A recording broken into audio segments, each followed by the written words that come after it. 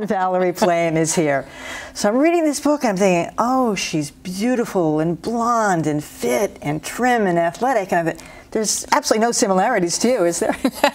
It was definitely informed by my experiences in the CIA, but she's a lot smarter than I am and definitely much younger. Was, let's see, Vanessa Pearson, is that her name? That's right. Was her life more exciting than yours or about the same?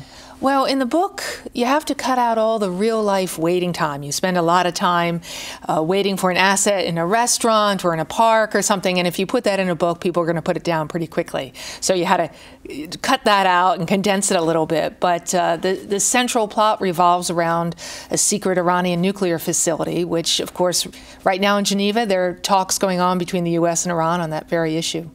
When I was reading through it, of course, your mind is getting suspicious about what's real and what was drawn from a real life experience and what was just totally, you know, a good tale and a yarn. But then you use the word asset, and I'm thinking, did they really talk like that? I guess you do, right? We do, yes. Those are the people that are doing the actual spying. They're the ones that are providing the foreign intelligence that we hopefully give to our U.S. policymakers for that.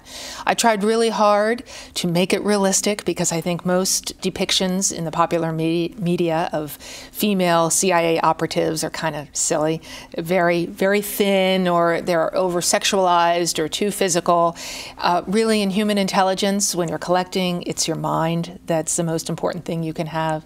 So things like tradecraft, I was very particular about that because it usually makes me just roll my eyes how it's depicted. The countries, the locations are all places I've been or I've traveled, worked in, whatever. The relationships that she has with her CIA colleagues and the love affair she has, which isn't supposed to happen because he's an inside officer and she is an outside cover. Yeah, I wanted to write the book that I wanted to read. So I know you've talked about this before, but your first book was redacted and vetted by the CIA because it was a memoir. Did they take the same kind of jaundiced view of this one, like, wait, maybe she's trying to tell us some stuff in here or let some things out that we shouldn't let out? Well, I absolutely had to have it vetted by the pre-publication board at the CIA, because when you join the CIA, you promise not to reveal any classified information. You promise not to reveal sources and methods, which I totally support and understand. So anything that I write has to go through them. And happily, with this one, unlike with Fair Game, they understood that it was fiction. I was not revealing any classified information, but it is still as realistic as I could make it. What do you think has changed since 2003 about being an undercover operative? I mean, from our point of view, from the lay person's point of view, it seems like a lot of these lower level sort of civil servant jobs have become politicized.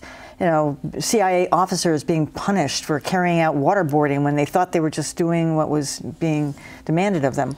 How do you see it waterboarding, that's a whole other issue aside, but what I would say, what changed profoundly since 9/11, a couple things. One, it's more paramilitary, actually, than it had been previously, and that's understandable. We've been involved in two foreign wars, Iran and Iraq, Iraq and Afghanistan. And the other thing is there's been a huge influx of contractors. Now something like 60 to 70% of the intelligence budget is spent on contractors. So that brings a different dynamic as well. I don't think it is healthy for our intelligence community, but it is quite different. And of course now there's a whole advent of cyber warfare. And I was going to say, do you need the operatives on the ground as much as we used to, or has drones and other kinds of way of gathering intelligence taken the place of that? I'm completely biased because my background is in human intelligence, but I would argue that it's become even more critical because all the electronic surveillance that we can do, or overhead satellite imagery, all of that is all helpful, but it doesn't tell you intent.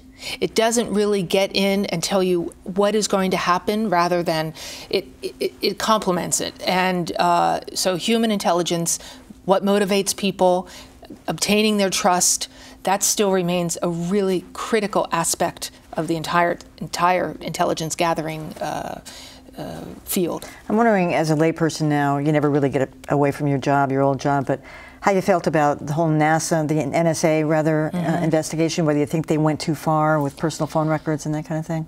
Yes, I'm deeply disturbed as more and more revelations come out, and it's sort of coming out weekly. We're finding out the extent of NSA surveillance, and it goes far beyond some foreigners that we suspect are up to no good.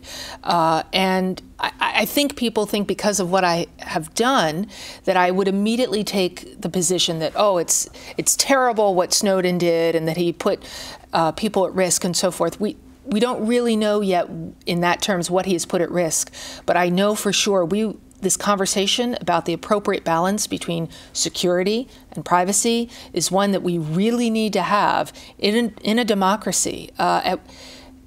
At what point, how much are we willing to give up so that we can be kept safe?